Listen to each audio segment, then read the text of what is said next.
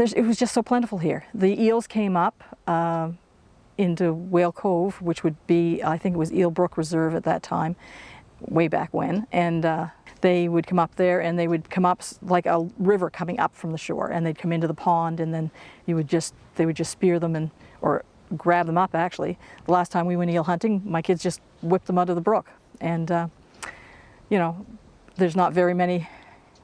I haven't seen it for years. I was a kid since the last time I saw the big, you know, bunch of that looked like a river going down to the shore, and it's actually eels coming up from the shore to the pond. So, but it was a food-rich place, and it was a safe place, and it was an important place for the Passamaquoddy.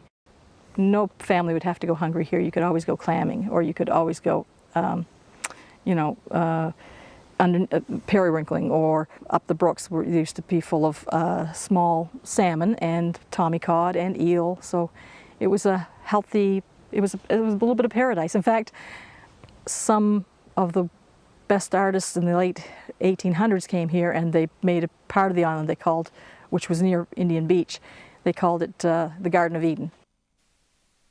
I know they used to come here, and the blueberry fields, they would string the blueberries and have them go to powder.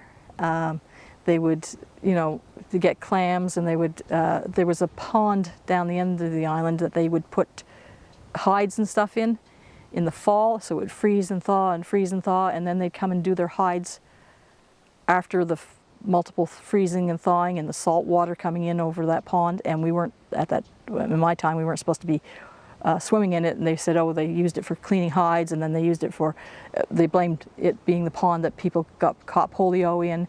But my grandfather's time, they said they often kept their hides there to freeze and thaw anything they couldn't finish, and apparently it made the hides easier to work with. And they would just open the pond up and drain it and pick up the hides in the very early spring, and do a lot of hide work. So the older women were, you know, busy doing things like that.